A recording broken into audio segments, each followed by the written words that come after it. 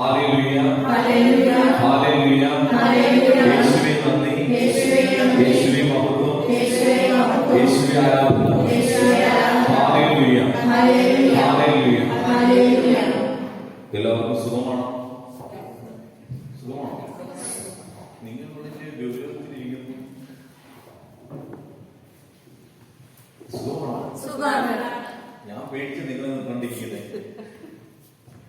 പൊളിന്ന് മഴ പോലെ പെയ്തിരിക്കുന്നത്. മഴ പെയ്തോ? ഞാൻ വിചാരിച്ചു വളരെ ചൂടായിരിക്കുന്നു. അതാണ് മഴ പെയ്യണമേ എന്ന് പ്രാർത്ഥിച്ചിട്ട് ഞാൻ വന്നത്. കാരണം 2 ദിവസമായിട്ട് മഴക്കൂടുണ്ട്, പക്ഷേ മഴയില്ല. അപ്പോൾ മഴ പെയ്യട്ടെ, കുഴപ്പമില്ല. അത്യാവശ്യം മഴ പെയ്ത് എല്ലാവരും നടക്കട്ടെ. അപ്പോൾ പ്രിയപ്പെട്ടവരെ, ഈ അനുഗ്രഹിക്കപ്പെട്ട ദിവസത്തെ നമുക്ക് നന്ദി പറയാം.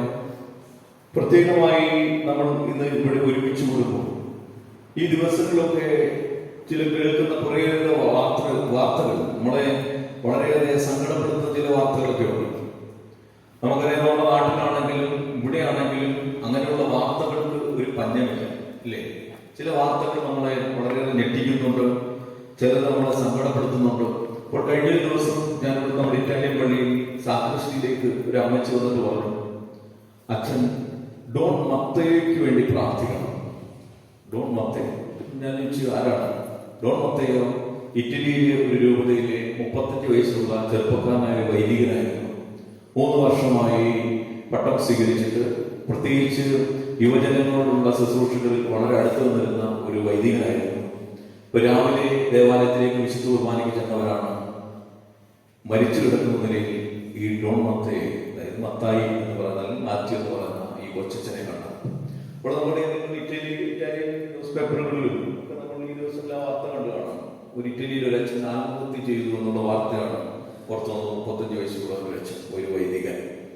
അതിന് തൊട്ട് മുമ്പുള്ള ഒരു ഞായറാഴ്ച നമ്മുടെ നാട്ടിൽ ഒരു വൈദികന്റെ മരണ വാർത്ത ഉണ്ടാണ്.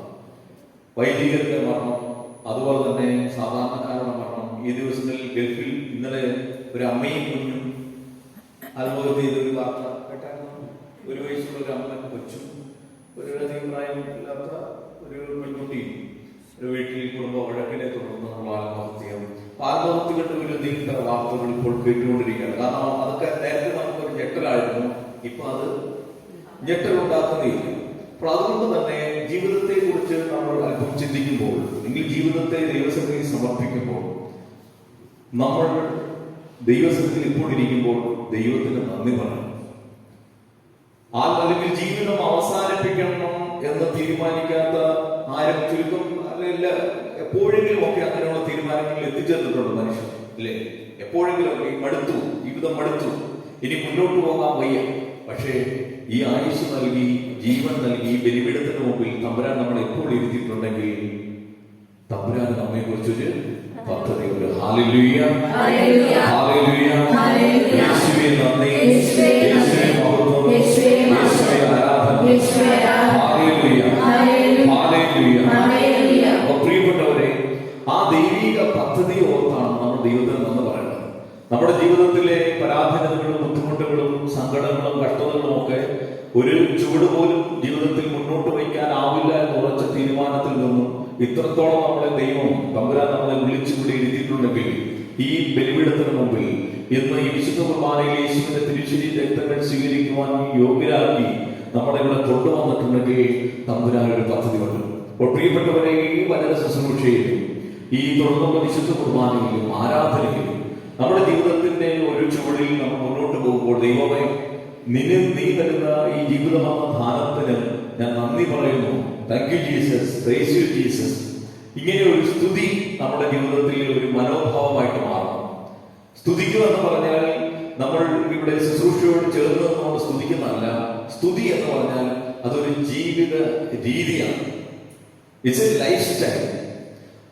ദൈവത്തിനെ സ്തുതിക്കുകയും നന്ദി പറയുകയും ചെയ്യുക എന്ന് പറഞ്ഞാൽ അതൊരു ജീവിത രീതിയാണ്, ഒരു ജീവിത ശൈലി.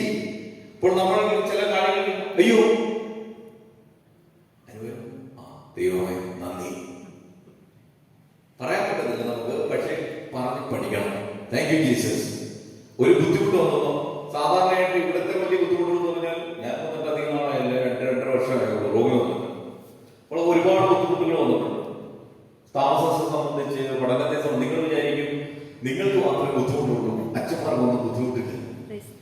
കഴിഞ്ഞ 9 മാസത്തിനിടയ്ക്ക് ഞാൻ 7 എടുത്ത് താമസിച്ചു. കഴിഞ്ഞ ജൂലൈ തൊട്ട് ഈ കഴിഞ്ഞ ഫെബ്രുവരി വരെ 7 സ്ഥലങ്ങളിൽ ഞാൻ താമസിച്ചു. ചിലടത്ത് ഭക്ഷണമായിരുന്നു, ചിലടത്ത് ഭക്ഷണമില്ലായിരുന്നു, ചിലടത്ത് മലമുകളിലായിരുന്നു. ആരും ഇല്ലാത്ത സ്ഥലമാണ്. 2 മാസം കഴിഞ്ഞിട്ടാണ് മലമുകളിൽ താഴെ ഇറങ്ങി വന്നത്. വിഷയം നിശ്ചയിക്കാൻ പോകുന്നില്ലേ? അച്ഛന്മാര് വെക്കേഷൻ, നമ്മളെ എവിടെ നിന്നെങ്കിലും ഒരു അച്ഛൻ വിളിക്കുന്നു, നമ്മൾ വരാം എന്ന് പറഞ്ഞ് പോകുന്നു. അവിടെ ചെല്ലുമ്പോഴാണ് പിന്നെ വരാം, തിരിച്ചു വന്നാൽ പിന്നെ നമ്മളവിടെ താമസിക്കും.